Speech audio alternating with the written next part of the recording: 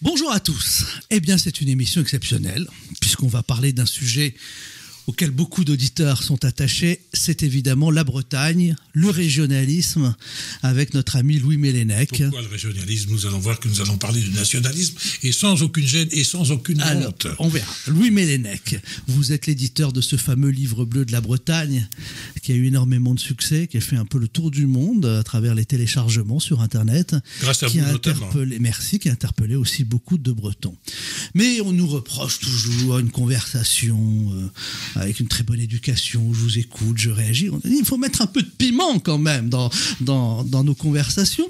J'ai invité Frédéric Foucault. Il est éditeur à Paris. Merci, Frédéric, Yannick. vous êtes pornichétain, hein, voilà. Absolument. Louis Mélènec, lui, est baulois.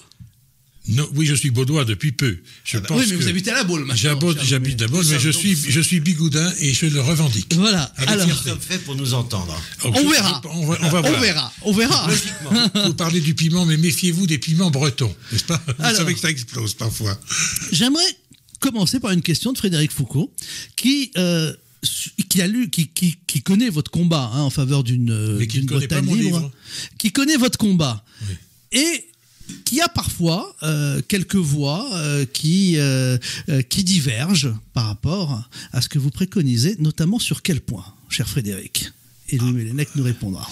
Moi, je pense que la Bretagne a une identité, je pense que la Bretagne a une histoire, mais je pense que l'histoire de la Bretagne est liée indéfectiblement depuis plusieurs siècles, et l'histoire, les guerres, les difficultés vécues en commun prouvent que aujourd'hui, la Bretagne a toute sa place dans la nation bretonne, une nation qui a des diversités, qui a des petites patries, comme on disait à une certaine époque, mais qui se rejoignent dans le même amour collectif de cette nation. La Bretagne a toute sa place dans une nation française. Oui, c'est ce que vous voulez dire. Dans la nation française. Oui, ce que vous voulez nation dire. française. Un lapsus révélateur. Hein. Révélateur, voilà, merci d'avoir fait ce lapsus. Ça commence très bien. Eh bien, cher ami, permettez-moi de vous appeler cher ami, car même si nous sommes en désaccord, sachez que je respecte toujours les opinions des autres lorsqu'elles sont argumentées et lorsqu'elles sont courtoises. Et la courtoisie n'est pas toujours au rendez-vous en Bretagne. En tout cas, dès l'entrée, vous êtes démenti par les... Oui, mais je rappelle quand même, vous êtes juriste, hein, vous êtes docteur en droit, vous êtes aussi docteur en médecine, vous êtes constitutionnaliste, et vous êtes aussi le père du droit social en France, un des rédacteurs. Voilà. Oui, disons que j'ai joué... Droit de la sécurité sociale. Oui, j'ai joué un rôle dans une partie du droit social. Le droit social, c'est un monde, c'est un univers. Donc effectivement, j'ai fait une petite révolution à plusieurs reprises, d'ailleurs, en médecine aussi, dans des sujets auxquels je me suis intéressé. On revient sur notre sujet breton. Oui, bon. Donc, vous êtes démenti par l'histoire du monde depuis l'origine. Si nous prenons l'évolution de l'Europe au XIXe siècle, tout le monde pouvait penser que l'actuelle Hongrie, ce qui est devenu la Yougoslavie et la Grèce, tous ces pays faisaient partie de la nation ottomane. Eh bien non, ils se sont libérés petit à petit. Et pour évoquer l'histoire beaucoup plus récente, depuis une cinquantaine d'années, nous avons vu apparaître sur la surface de l'Europe un certain nombre de pays qu'on croyait intégrés définitivement dans d'autres pays plus grands qui les avaient conquis et qui les avaient souvent martyrisés. La Lituanie, l'Estonie, la Slovaquie, la Macédoine, la Croatie, tous ces pays sont devenus indépendants alors qu'ils avaient été inclus par la force et contre leur gré dans des empires que l'on croyait indestructibles. Eh bien, sachez qu'en France, c'est ce qui se passe. La France s'est constituée à partir du Xe siècle autour de la monarchie capétienne, et il faut dire que une grande partie des régions actuelles répondent en effet à ce que vous dites. Si l'on parle de l'Orléanais, de la Champagne, de la Normandie, ces gens-là se sentent français, parce qu'ils n'ont jamais été une vraie nation avec un vrai État comme nous l'avons été en Bretagne très tardivement, jusqu'à une époque relativement récente, et ces gens sont intégrés dans la France, ils ont quelque chose de commun avec les Français. Mais nous sommes un peuple depuis l'Antiquité, Avant Jules César, les Bretons étaient identifiés. Il y avait plusieurs royaumes bretons dans le sud de l'Angleterre. Ils avaient leurs institutions, ils avaient leur langue, ils avaient leur système fiscal, ils avaient leur religion, etc. Nous sommes venus en Bretagne à partir du IIIe siècle et les émigrations ont duré plusieurs siècles, mais nous avons constitué d'abord, nous sommes une nation au départ, ça, il n'y a aucun doute, et nous le restons. Une nation qui est antérieure. Sachez que la nation bretonne est très antérieure à la France. La France ne s'est constituée en tant que nation que petit à petit autour des Capétiens à partir du IXe siècle. Vous savez que Capet a été élu roi de France en 987 et la France n'était pas du tout ce qu'elle est à l'heure actuelle, c'était la Francie, c'est-à-dire un petit territoire qui allait d'Orléans à Pontoise, c'est-à-dire l'équivalent de 2 départements français actuels, et petit à petit, la famille capétienne a-t-elle bien fait, a-t-elle mal fait, nous ne sommes pas là pour le juger, elle a intégré dans ses propriétés un certain nombre de nations, qui étaient des nations périphériques, les Normands, les Champenois, les Orléanais, et ces gens ont vécu un nombre de siècles suffisant ensemble pour sentir en effet qu'ils ont quelque chose de commun. Mais nous avons été en guerre contre les Francs. Dès le 5e siècle, nous avons eu des guerres meurtrières de part et d'autre, et nous avons constitué notre État en face de la France et parallèlement à lui. Et nous sommes une nation depuis l'Antiquité. Nous sommes décrits en tant que tels par Jules César et par les auteurs anciens, et nous restons une nation. Alors j'avais une question. Comment définissez-vous le terme nation ? Alors cela fait encore débat, parce qu'il y a même des auteurs qui pensent que les nations n'existent pas. Disons que les nations, contrairement à ce que l'on croit, et j'ai fait dans ce domaine des travaux, désolé de me citer, enfin bon, comme je suis là, vous pouvez aller voir sur Internet. Charité bien ordonnée. Bien sûr. Il y a moins une 40aine de pages sur le concept de nation, et il m'a fallu des années, en effet, pour y voir clair. La nation s'est définie jusqu'au 18e, jusqu'au 17e, 19e siècle même, autour de certains critères, le territoire, la langue, la religion, les institutions. Bien. Alors, ce que mes travaux ont apporté, mais je ne suis pas le seul sur ce point, c'est que les nations ne sont pas une création récente. Et j'insiste beaucoup, les nations existent depuis l'Antiquité. Voyez les cités-États de la Mésopotamie, les cités-États, mais c'est important de le souligner, parce qu'il y a encore des historiens bretons, des historiens avec un Y, historiens avec 2 Y même, qui ne savent pas ce qu'est une nation et qui ne savent pas que les nations existent depuis l'Antiquité. Or, au XIXe siècle, un breton magnifique, Ernest Renan, qui est un des grands esprits mondiaux de l'histoire mondiale, qui a travaillé sur ce concept de nation et qui l'a défini. Et qui l'a défini par un critère auquel personne ne pensait vraiment jusqu'à présent, c'est que la nation existe d'abord dans les têtes. C'est une chose subjective. Vous êtes français lorsque vous vous sentez français, et bien sûr, il y a le territoire, il y a l'histoire, ceci et cela, mais vous vous sentez appartenir à une nation quand dans vos tripes, vous sentez que vous appartenez à ce pays, que Il est peut-être bon de rappeler à nos auditeurs que Ernest Renan, dans Qu'est-ce que la nation française, absolument, dit c'est la volonté de vivre ensemble à partir d'un héritage commun. Est-ce que vous ne pensez pas, pour reprendre votre propos, qu'aujourd'hui, en Bretagne, comme dans d'autres pays de France, petite patrie, vous parliez d'Orléanais, en Bourgogne, et dans d'autres régions, en Provence, dans le Pays Basque, en Navarre, enfin je pourrais citer d'autres régions de France, il n'y a pas cette volonté de vivre ensemble que définissait Ernest Renan à partir d'un héritage commun, puisque cet héritage remonte malgré tout à plusieurs siècles, puisque la Bretagne, je dirais, fait partie du royaume de France au XVIe siècle, au début du XVIe siècle. C'est une opinion. La Bretagne a été annexée par les Français. Oui, mais enfin, elle faisait partie. Vous dites annexée, faisait partie ou annexée, chacun voit non, ce problème est réglé. On a pensé pendant longtemps, oui, il est réglé, et on a pensé pendant longtemps sur la foi d'un enseignement. Vous faites allusion à ce qui s'est passé à Vannes. À Vannes en 1532.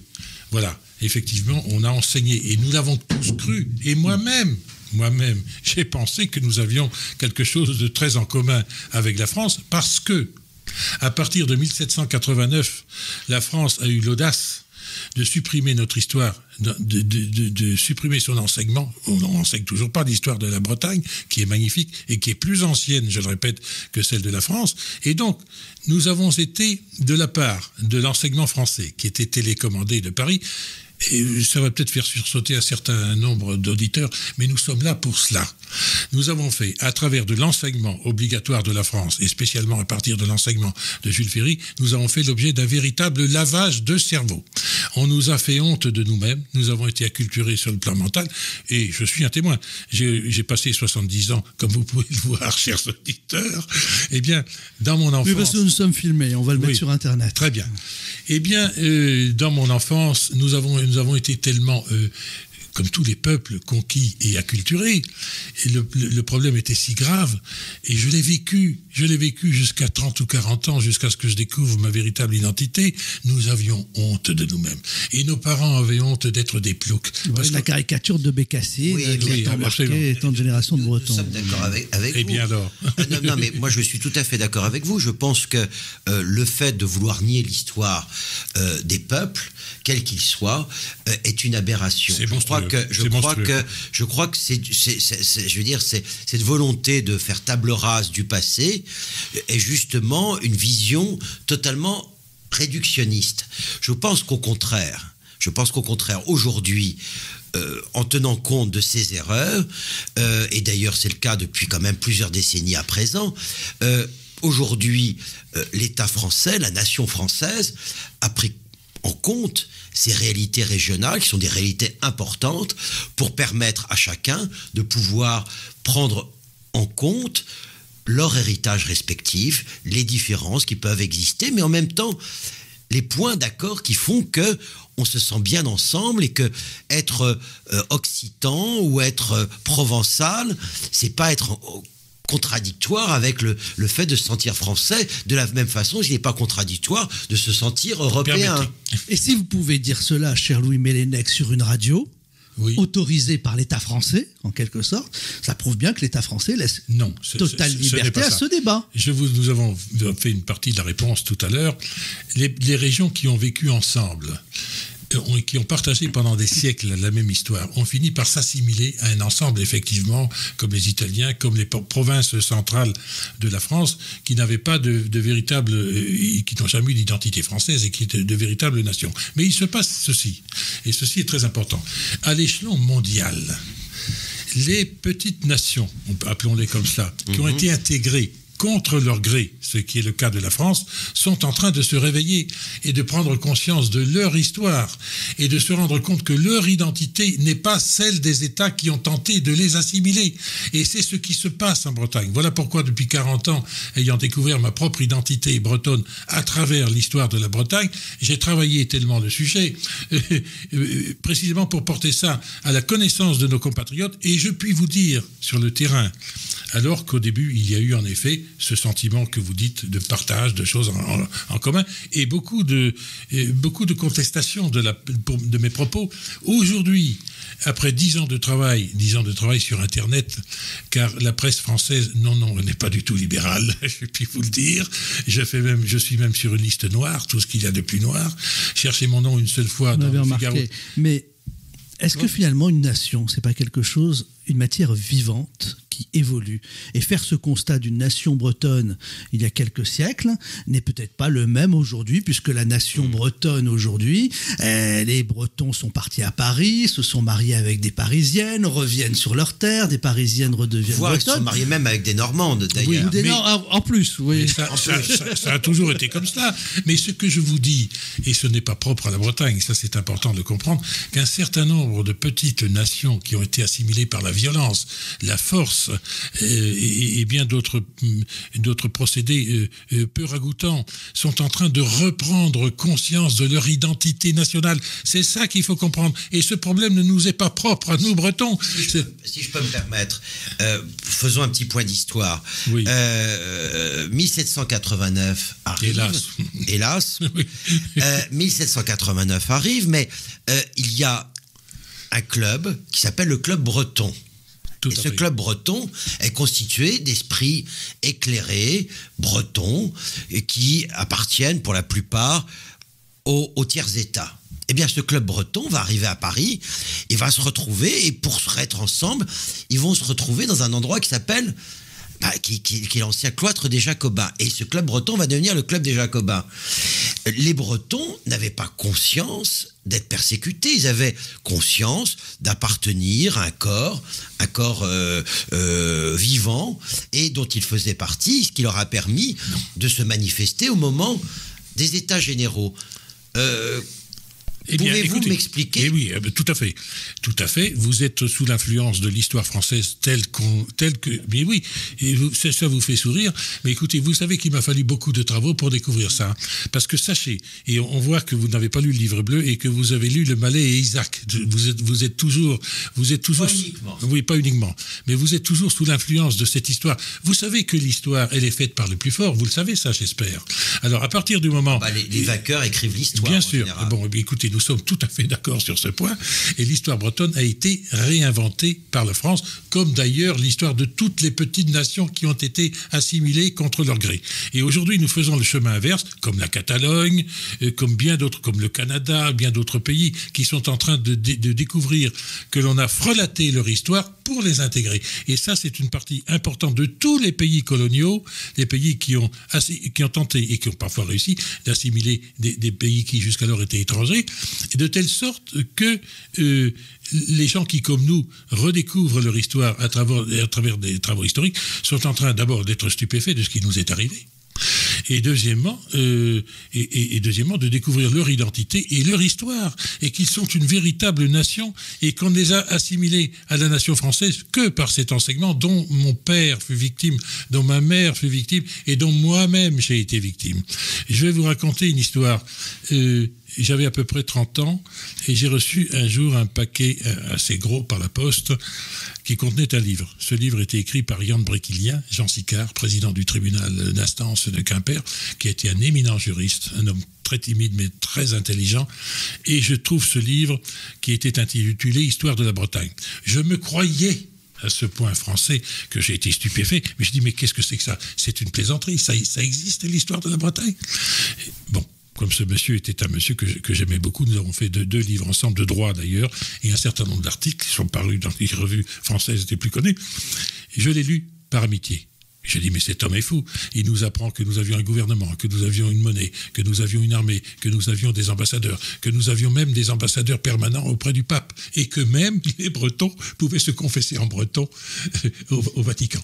Si je peux me permettre. Pas tout de suite. D'accord. Je n'ai pas répondu à votre question. Je n'ai pas répondu à votre question. Je vous en prie. Et donc, ma stupeur a été grande. Et moi-même, d'ailleurs, j'étais tellement infériorisé par rapport à ma condition de breton que j'ai dit, cet homme est fou. Eh bien, ça a déclenché une réaction alors que j'avais 30 ans, et je n'ai pas cessé depuis de travailler et de faire des recherches de plus en plus approfondies pour arriver à mes conclusions qui existent depuis déjà 20 ou 30 ans, et pour découvrir mon identité. Et donc, ce travail est en train de se faire pas seulement en Bretagne, mais je le souligne car c'est très important, dans de nombreuses petites nations qui sont en train de renaître, qui n'ont jamais disparu, et qui sont en train de renaître et de reprendre connaissance de ce qu'elles sont et d'assumer leur identité. Voilà, je pense savoir. Alors, moi j'ai un avis un petit peu différent du vôtre, puisque mais je respecte vos opinions. Je pense que les régions doivent trouver leur pleine expression.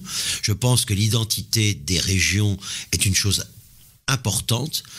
Elle est source de richesse, la diversité est source de richesse. Je pense que, malgré tout, la Bretagne n'a jamais été, hormis des temps anciens, totalement un royaume. Il était un duché. Et en tant que duché, comme il y en avait d'autres en France, il avait des liens de vassalité par rapport à un suzerain. Non. Et ce suzerain a été, à différents moments...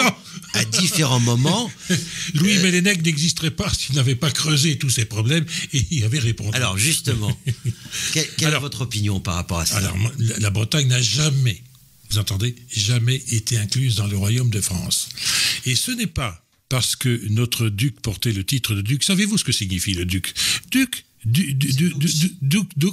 Celui qui conduit. Oui, voilà, c'est le chef. Et figurez-vous que si vous faites l'histoire du monde, vous allez vous apercevoir que les rois de France, le terme roi n'est utilisé que dans quelques pays francophones. Allez, traversez la Manche. Comment s'appelle le roi? Il s'appelle le king et the queen. Et comment s'appelle le roi? Le roi en Allemagne, il s'appelle le König. Et comment s'appellent les rois ou les chefs du Japon? Il s'appelle le Mikado. Et comment s'appelle le roi de Chine? C'est le fils du ciel. C'est-à-dire que ne croyez pas que le duché soit une chose inférieure au royaume. D'abord, nos ducs ont porté le titre de roi, vous le savez aussi, pendant 2 siècles. Est-ce que vous le saviez, ça? Ah ben ça, je sais. Bon, il y a des rois connus. Nous approchons de la vérité. Il y a notamment le fameux Nominoé. Justement, non. Nominoé n'a jamais porté le titre de roi, il a porté le titre de dux, parce qu'il était le chef de la roi. Il y avait Salomon, il y avait... Alors là, nous sommes d'accord. Voilà. Alors, il y a eu son successeur qui a été Érispoé, qui a porté le titre de roi, Salomon qui lui a succédé, qui a porté le titre de roi. Et d'ailleurs, ils se sont entretués. Non, tout à fait. Voilà. Tout à fait. Mais le titre de roi s'est perdu à partir du 9e siècle. Ce qui prouve malgré tout que la paix et l'harmonie ne régnaient pas forcément en Bretagne et qu'il y avait des clans qui guerroyaient et qui se faisaient la guerre en permanence. Mais comme partout ailleurs. Non, mais quand je dis voyez ça, les politiques actuels à Paris. Ils sont lamentables, d'ailleurs. Nous sommes tout à fait d'accord, cher ami. Et les Bretons sont pareils. Mais je pense que c'est... Et d'ailleurs, c'est un signe de grande santé. Mais ce que je voulais par là expliquer... C'est qu'en l'occurrence, c'est qu'en l'occurrence, si vous voulez, au sein de la Bretagne, il y avait différents courants, certains qui étaient parfois, et certains monarques qui étaient plus ou moins proches des Anglais, d'autres qui étaient plus proches des Français, et que malgré tout, le balancier... je veux dire, il y avait un balancier entre les deux. Prenons ce dernier point parce que c'est tellement de temps en temps. Voilà. Oui, bon, les Bretons n'ont jamais été proches des Anglais et ils n'ont jamais été proches des Français. Il faut savoir cela. Certains rois. Ils ont joué la pratique, et ceci est démontré, de la neutralité. Lorsqu'ils étaient menacés par la France, ils faisaient alliance avec les Anglais. C'est la politique, c'est une politique qui est multimillénaire dans l'humanité. Ça s'est passé comme cela. Et lorsqu'ils étaient menacés par les Anglais, car ils ont été menacés et même occupés par les Anglais, à ce moment-là, ils faisaient alliance avec la France. Mais le but, et je peux vous l'attester, étudiant l'histoire de la Bretagne depuis 40 ans, je pense assez bien la connaître, y compris dans les petits détails, eh bien, la politique des ducs dès le XIIIe siècle, dès le XIVe siècle, était une politique de neutralité. Ils ne voulaient plus se mêler de la guerre. Et donc, par conséquent, en jouant de l'un et de l'autre, ils pouvaient rester entre les deux camps et ne pas être mêlés aux guerres. Et sachez, par exemple, que le duc Jean IV, attendez, je ne veux pas me tromper, mais il y a eu un duc, non, c'est Jean V, oui, qui a épousé la fille du roi de France, car les ducs ne se mariaient que dans des familles de leur niveau, c'est-à-dire des familles royales. Et son père étant mort, il est monté sur le trône, et sa mère, devenue veuve, savez-vous ce qu'elle a fait? Elle a épousé le roi d'Angleterre. C'est pas beau, ça? Moyennant quoi, je réponds par une anecdote à votre question, qui est très pertinente, puisque c'est l'histoire française telle qu'on vous l'a enseignée. Pas uniquement, oui, pas uniquement. Presque. J'ai eu d'autres lectures. Mais justement, moi, ce qui m'intéresse... Attendez, j'ai pas fini. Oui, je vous en prie. J'ai pas fini. Donc, le duc Jean V, qui était un grand souverain, que nous ne connaissons pas parce qu'on ne nous enseigne pas l'histoire de la Bretagne.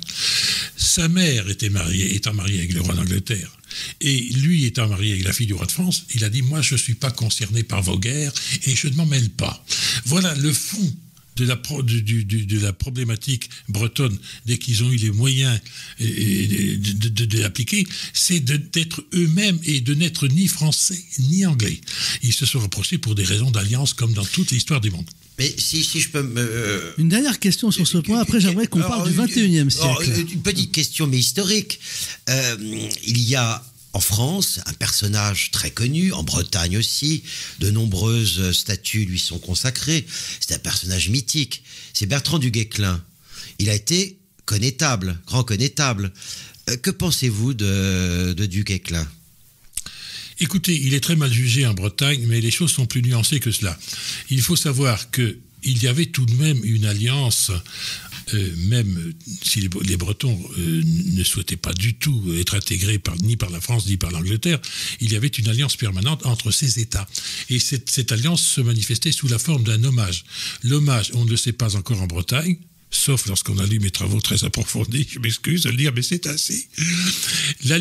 L'hommage des ducs de Bretagne n'était qu'un contrat d'alliance. Lisez tous les juristes du Moyen-Âge, et j'en ai lu au moins une bonne douzaine. Il y a des traités entiers qui sont consacrés à l'hommage. Ce n'est pas du tout un signe de subordination, c'est que les deux parties, sur un pied d'égalité, ce sont deux hommes libres qui se rencontrent, l'un fait hommage à l'autre, en général c'est le plus faible qui fait hommage au plus fort, mais ils ne se placent pas du tout sous la subordination.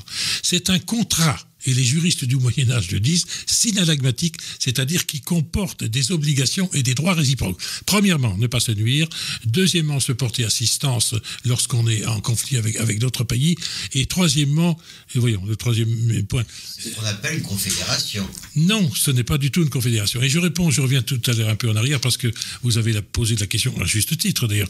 Vous dites l'un était roi et l'autre était duc. Qu'est-ce que ça veut dire? L'un est empereur du Japon et l'autre est roi.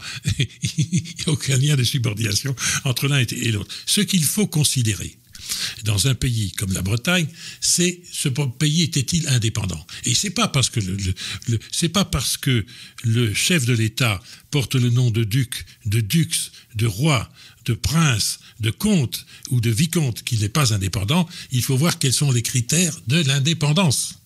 Les critères de l'indépendance, c'est une dynastie qui gouverne et qui n'est pas nommé par l'autre. C'est un pays qui a sa propre législation. C'est la monnaie. Comment ? C'est la monnaie. C'est la monnaie qui a ses propres alliances, qui a ses traités avec l'étranger. Tous ces critères sont archi présents en Bretagne. Les traités de la Bretagne avec l'étranger pouvaient être différents que les traités conclus par la France avec l'étranger. Mais bien entendu, tout à fait. Un traité de commerce avec tel pays pouvait être différent au niveau des taxes qu'avec la France. On a des centaines, ça c'est non pas des dizaines, mais des centaines de traités conclus. Ce sont des signes d'indépendance. Ah, totalement. Des signes d'indépendance. Totalement. Non, mais je réponds à votre question puisque j'en sais un peu plus que vous. Désolé. Je pense que vous en savez. Mais j'aimerais. Une dernière réflexion. Je ne suis pas un spécialiste de l'histoire de la Bretagne comme vous, bien évidemment. Et j'admire j'admire votre travail. Et d'ailleurs, je vais me dépêcher de. Et vous allez le dire. Je vais me dépêcher de lire votre ouvrage. Là où je conteste, c'est que effectivement, on sait très bien historiquement que la Bretagne a été indépendante, mais en même temps, on sait très bien aussi que ces traités, que les traités qu'elle avait étaient fonction des circonstances. Et pour de simples et bonnes raisons, c'est que la Bretagne était prise certes en tenaille avec plusieurs royaumes.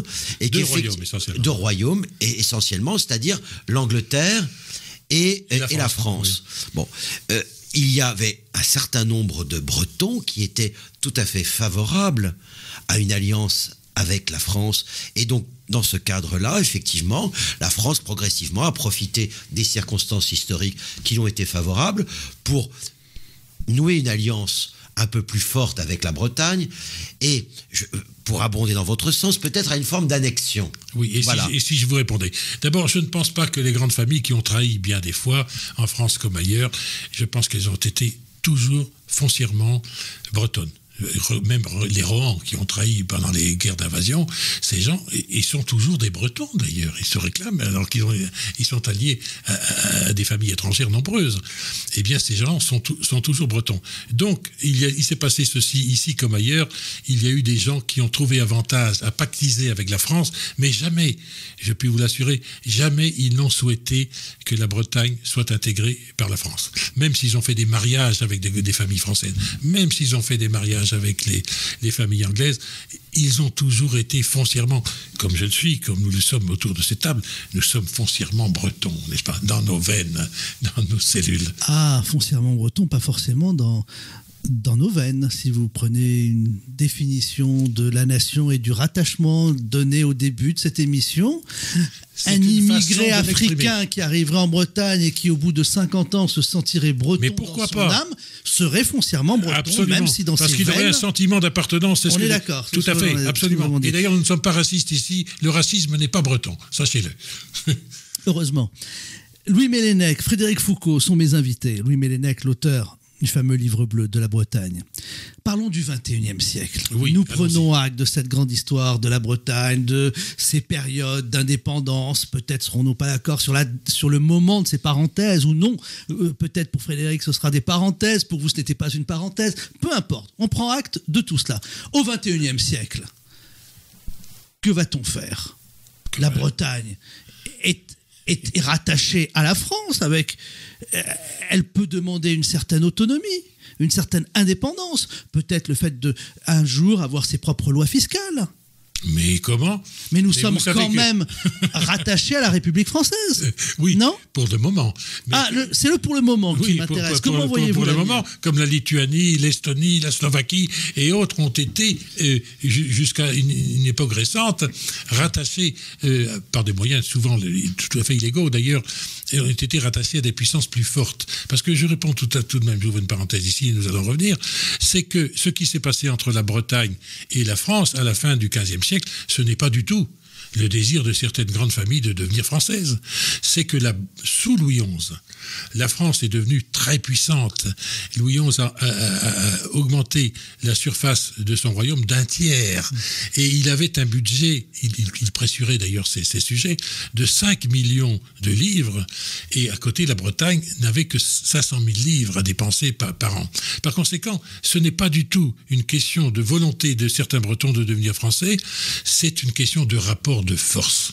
Comme on a vu les grands États, vous savez, s'emparent de petits, parfois de colonies, souvent de colonies, et les colonies ne sont pas d'accord.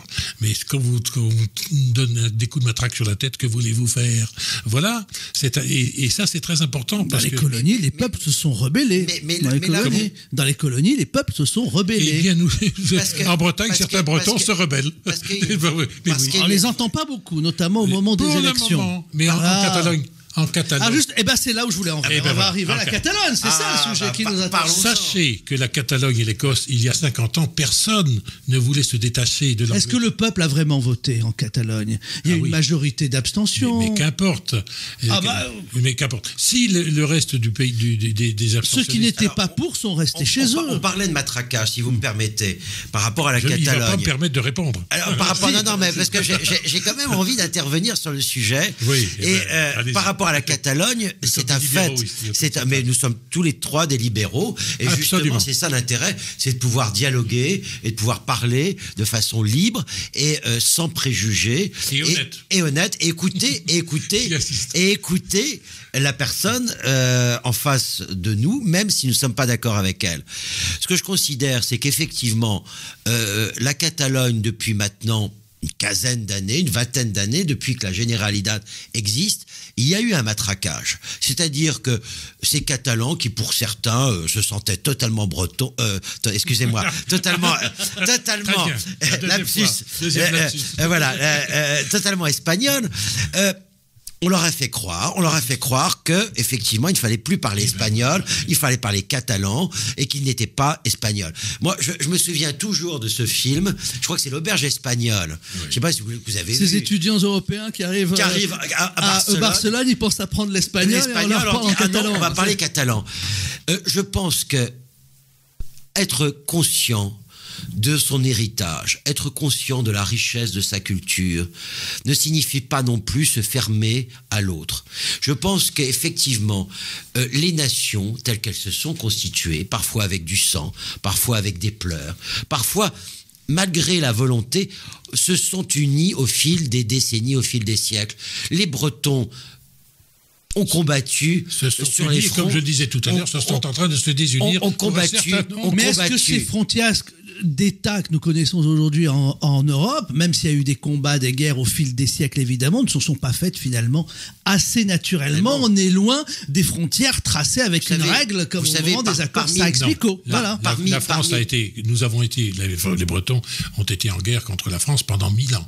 du 5e siècle au 15e siècle. Et si la Bretagne a perdu ses prérogatives nationales et internationales, c'est par le fait de la force et des persécutions. On pourrait entrer dans le détail, on le fera si vous voulez.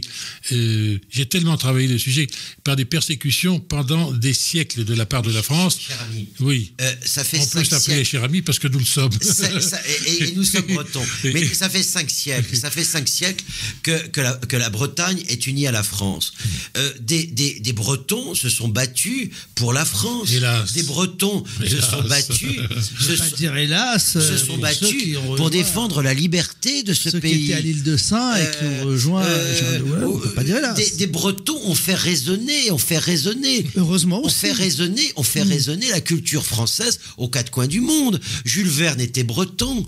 Aujourd'hui, Jules Verne est une des gloires de la littérature française. Et il était breton. Je pense que le fait d'être breton n'en empêche pas aussi de se sentir français. Et c'est là où c'est intéressant. On va voir les petites patries ne sont pas antinomiques des grandes patries. Mais attendez, mais c'est ma position. Les Bretons sont très ouverts aux autres.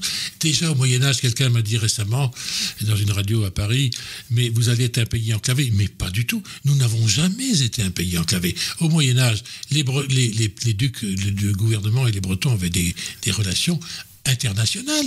Et songez que nos bateaux, nous avions la 2e flotte européenne derrière l'Angleterre, et la France n'avait pas de flotte à l'époque. Nous assurions 80% du trafic portuaire des pays de la mer du Nord. On a les registres à l'heure actuelle. Nous avions des ambassadeurs dans tous les pays. Nous avions des relations commerciales avec le Portugal, avec la Castille, avec l'Aragon, etc.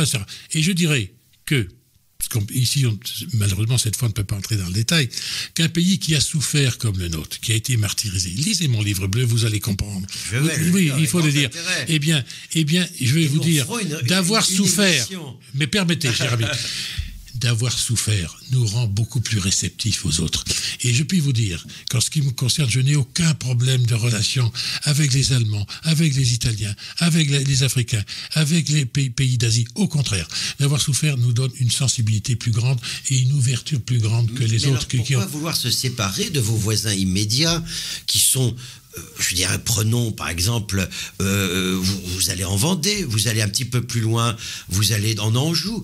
Qu'est-ce qui fait qu'à un moment donné, alors que vous parlez la même langue, que vous avez poursuivi de bonnes études et que quelque part, ce qui vous unit est quand même plus important que ce qui vous sépare. Je veux dire, soyons clairs, avec un Vendéen qui aura poursuivi les mêmes études que vous partagez la même culture initiale, vous partagez les mêmes croyances religieuses, le même sentiment d'appartenance à une même civilisation. Que vous soyez provençal. Il y avait quelqu'un qui s'appelait Charles Maurras. Bon, Charles Maurras disait « Je suis de Provence, je suis de France et je suis du monde latin ».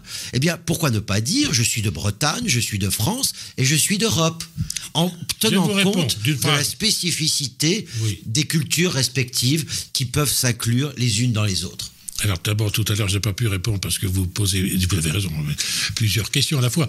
Vous dites c'est vivant comme ça. Bien, absolument. Mais vous dites que la France reconnaît la spécificité de la Bretagne. Eh bien, oui, on a restauré un semblant, une caricature d'enseignement du breton. C'est du tape à l'œil.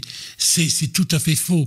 Savez-vous que nous formons chaque année peut-être 1000 étudiants dans les écoles d'Iwan, mais que nous perdons chaque année 6 ou 7 000, et la France le sait, locuteurs, et la France le sait, et elle joue ce jeu, et les imbéciles croient que dans la mesure où elle a créé un capeste de Bretons, et une agrégation de Bretons, elle nous permet, non, pas du tout, la France est très consciente qu'elle veut absolument détruire la langue bretonne comme elle a fait pendant tout le 19e siècle, et elle sait très bien que si ça continue, et si nous ne nous reprenons pas en main, nous allons tout perdre. Alors je réponds maintenant à votre question, c'est le mystère de l'identité. Pourquoi les Français se sentent français? Pourquoi les Anglais se sentent français? Pourquoi les Catalans... Anglais, pardon. Oui. Et pourquoi, c'est moi qui ai fait le lapsus cette fois... Chacun. Voilà. Bravo. Balle au centre. Oui, pas tout à fait, puisque vous en avez 2 et je n'en ai qu'un. Voilà. Et pourquoi les Catalans croient avec férocité à ce qu'ils sont? Parce qu'ils ont découvert leur identité. Voilà la réponse en termes simples. Mais pour savoir réellement ce que nous sommes, et je vous invite, et tout le monde, ce petit livre bleu, il a si vous tapez livre bleu dans Internet, vous verrez le nombre de réponses. Il y en a 4, ça tourne autour de 2 et 3 millions depuis 4 ans.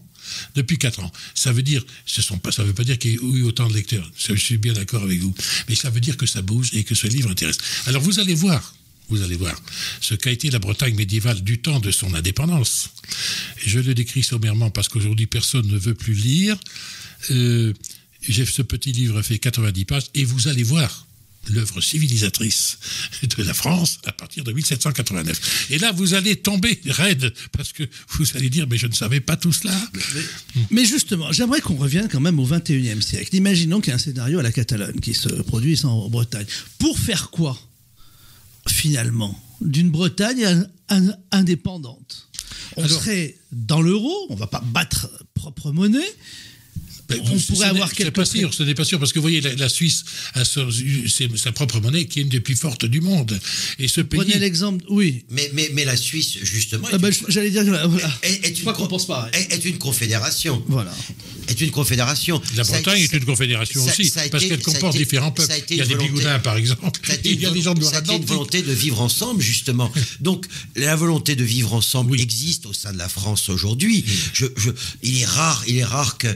Il est quand même relativement rare de rencontrer des Bourguignons qui n'ont plus envie de vivre avec leurs voisins. Mais je vous ai répondu. Alors que le duché de Bourgogne avait une culture, avait une... Alors, Frédéric, j'aimerais quand même vous interrompre. Je vous ai répondu, J'aimerais aussi...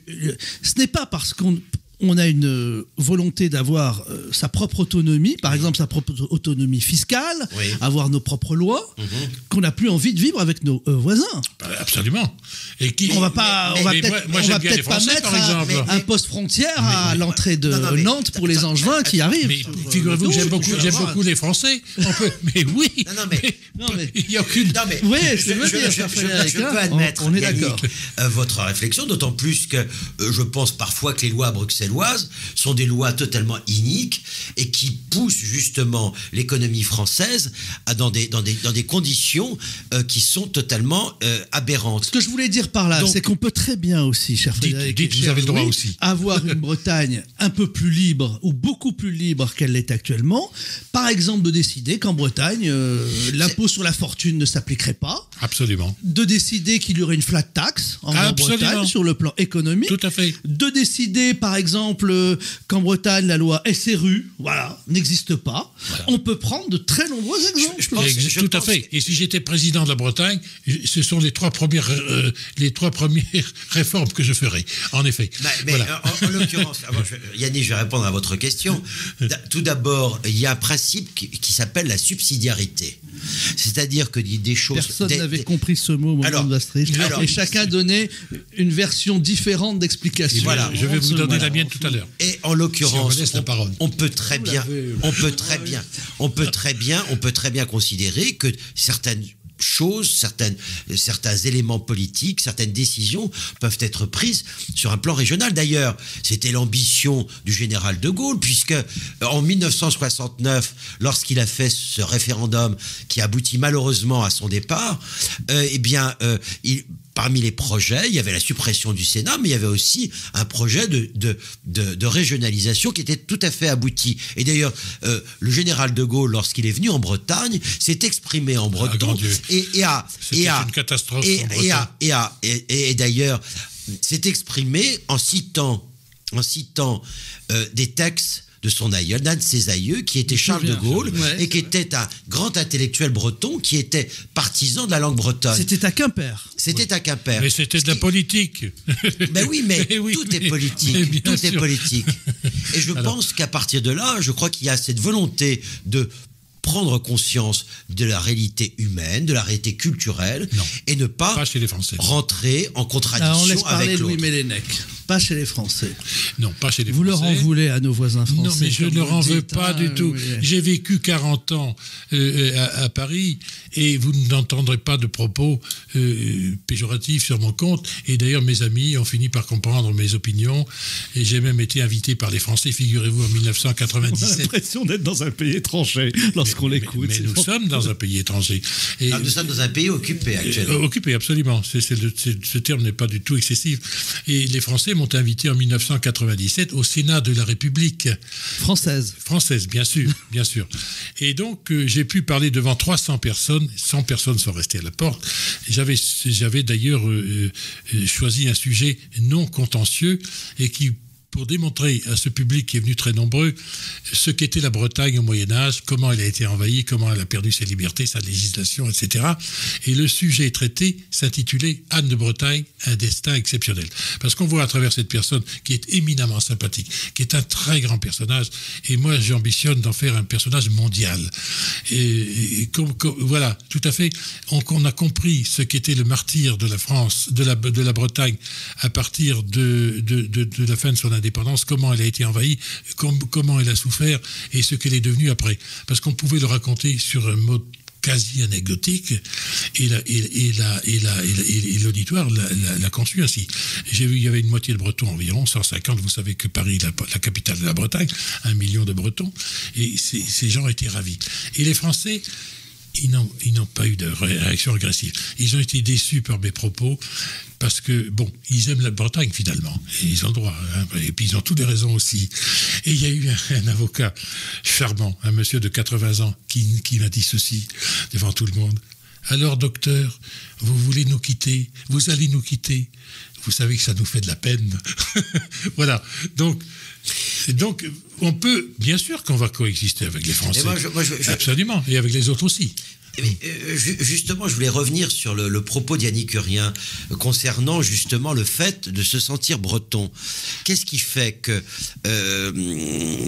un Angevin, vous n'avez plus envie de discuter avec lui? Je parle d'Anjou parce qu'Angers n'est pas très loin et que actuellement la Loire-Atlantique fait partie d'une région qui s'appelle Pays de Loire, qui à mon avis est totalement artificielle. Je pense que la Loire-Atlantique devrait naturellement se situer dans la région bretonne. Mais elle est bretonne. Donc elle est bretonne, nous sommes d'accord. Mais elle est bretonne. Oui. Mais en revanche, là où je ne comprends pas, c'est pourquoi cette volonté de se séparer de personnes avec qui nous avons malgré tout fait 5 siècles de chemin partagé, avec qui nous avons changé. Moi, ce qui m'a profondément ému, c'est que lorsqu'il y a eu 2 clubs bretons au Parc des Princes qui se sont affrontés, je crois que c'était Rennes contre Guingamp peut-être, je crois que c'était ça. Eh bien, la foule bretonne qui était présente, je veux dire, il y avait 90% de Bretons dans le stade, le grand stade de France. On brandit les drapeaux. On brandit les drapeaux bretons. Il n'y a plus de drapeau français en Bretagne. Mais ils ont aussi chanté, ils ont tous entonné la Marseillaise. Les Bretons, non. Ils ont entonné le Bongos Mazadou. Ils ont tous, ce jour-là, ils ont tous entonné la Marseillaise. Vous m'étonnez. Mais si vous reverrez cela. Oui. Donc, ce qui prouve que ce sentiment d'appartenance n'empêche pas d'entonner l'hymne breton et l'hymne de la République française. La Bretagne, en tant qu'identité et en tant que nation, est en train de renaître. Donc, les choses évoluent. Et si, en effet, les Angevins n'ont pas l'intention de se séparer, c'est qu'ils n'ont jamais eu de véritable État comme nous, de langue, d'institutions aussi perfectionnées que les nôtres, de fiscalité. Mais attendez, permettez. Oui. À Angers, on rendait la justice au nom du roi de France. Le duc d'Anjou était un vassal du roi de France, son sujet, en quelque sorte, il l'acceptait, et les Angevins aussi. C'est-à-dire qu'ils ont vécu suffisamment longtemps, je vous dites que le terme duc, là, à Angers, n'avait pas la même signification que duc en Bretagne. Je reprécise, oui, parce que duc en Bretagne, c'est un duc indépendant et c'est un pays souverain. Si vous me permettez, juste une toute petite parenthèse. La famille Plantagenet qui était famille régnante en Angleterre et en Anjou, c'était à un moment donné à un moment donné, un petit peu l'Angleterre aussi. Donc, si vous voulez, si vous allez au Mans, il y a des survivances de cette famille. Si vous allez en Anjou, il y a des survivances de cette famille. Donc, du coup, on ne peut pas considérer que les Angevins n'avaient pas non plus, entre guillemets, une identité, entre guillemets, nationale. Oui, ils avaient une identité, mais je vous le répète, la nation se forme au fil des siècles d'avoir vécu ensemble et d'avoir partagé des choses ensemble, et notamment d'avoir eu des ennemis communs. Et ça, la France, c'est l'exemple type. Nous avons la Bretagne est l'exemple type. Les Angevins, on ne les a jamais vus leurs armées se battre contre les rois de France, tandis que les nôtres constamment jusqu'à la fin du XVe siècle. Nous vivons depuis 5 siècles ensemble. Nous avons eu des ennemis communs. Les soldats bretons se sont battus sur le front. Aux 4 coins du monde. Mais j'aimerais que l'on parle de maintenant. On va terminer en parlant de maintenant. Ça, c'est important. Si on faisait un référendum aujourd'hui, Louis Mélènec, en Bretagne, imaginons que l'État français décide de faire, un peu comme ce qui s'est passé en Nouvelle-Calédonie. Prenons. Et ce qui s'est passé en Écosse et en Catalogne. D'après vous, quel serait le résultat ? À l'heure actuelle, l'évolution étant... À l'heure actuelle. Oui, donc voilà, je comprends bien dans votre réponse, vous avez compris que le résultat serait plutôt non.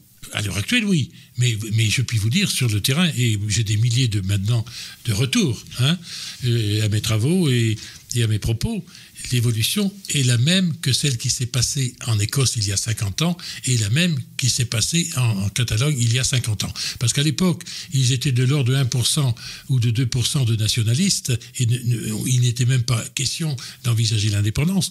Et c'est au stade où nous sommes, c'est-à-dire nous sommes en Catalogne il y a 50 ans et en Écosse il y a 50 ans. Mais pour ma part, je pense, on verra ce que va dire l'avenir, mais je pense qu'une évolution est très très perceptible par rapport à mon enfance. Ça n'a rien à voir. C'est le jour et la nuit. Et personnellement, je pense que la Bretagne est en train de renaître de ses cendres, et je réponds directement à votre question, et qu'il va se passer en Bretagne ce qui s'est passé en Catalogne et en Écosse. Simplement, nous sommes en retard. Et pourquoi nous sommes en retard ?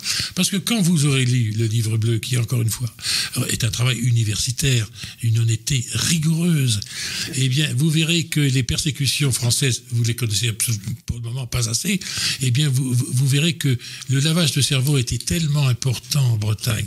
Il a été tellement important que pour remonter le courant, c'est beaucoup plus difficile.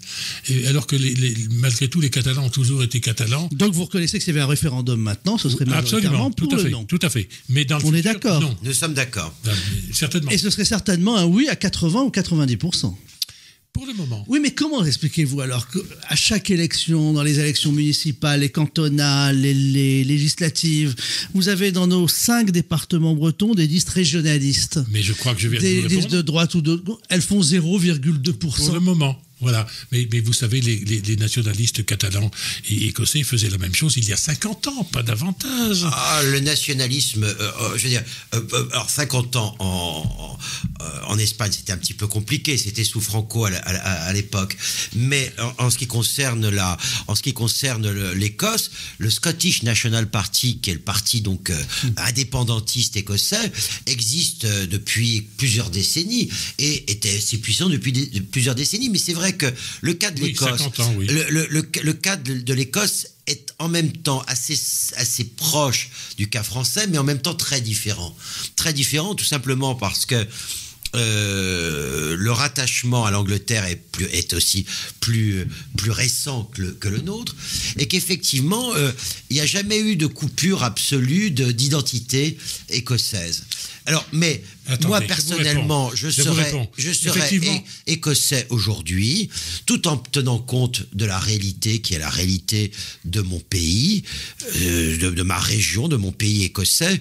Je ne pense pas que j'aimerais rompre avec le Royaume-Uni, pas plus que si j'étais aujourd'hui gallois, même si les Gallois et les Anglais se sont opposés pendant des siècles.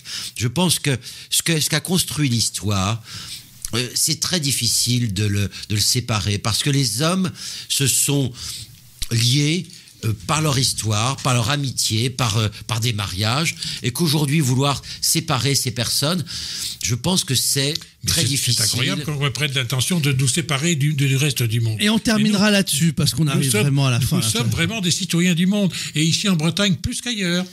Bah, moi, je me considère pas comme citoyen du monde. Eh bien, tant pis pour vous. Moi, si. Moi, je me considère comme citoyen français. Mais vous avez le droit. Enfin. Et Louis Mélènec comme citoyen breton. Tout à fait, absolument, et c'est mon droit aussi. Et on reparlera Et de je ce le livre revendique. bleu de la Bretagne. Et on reparlera de ce livre bleu de la Bretagne. Merci Frédéric Foucault d'avoir un peu titillé notre ami Louis Mélènec. Vous êtes éditeur, vous habitez à Pornichet, c'était profondément sympathique. C'est une très belle conversation. Il n'y a aucune hostilité entre nous. Très enrichissante. Voilà, oui. Cher Louis Mélènec. Et je vais me dépêcher de lire l'ouvrage. Ah oui, oui. Et on en reparlera, on fera une autre émission. Parce que c'est un travail, je le répète, universitaire, d'une honnêteté rigoureuse, stricte. Parce que vous savez, entre autres choses, ma réputation d'universitaire et de sérieux, elle est fondée sur le sérieux de mes travaux. Imaginez que personne ne les a remis en cause. Non, personne ne les a remis en cause. Non, personne ne les avait remis en cause, vos travaux, cher Louis Mélènec. On tape le livre bleu de la Bretagne sur Internet et on le trouve. Voilà. Oui, vous allez voir, il est dommage que vous n'ayez pas l'écran d'Internet parce que vous verrez que ce livre est recommandé par une trentaine de sites. Et que, attendez, je n'ai eu aucun commentaire dans la presse française, mais j'ai été interviewé, et je le suis, vous l'avez vu, en Russie, au Canada, en Allemagne, en Suisse, en Italie, en Catalogne, bien sûr, depuis peu. Oui. Voilà.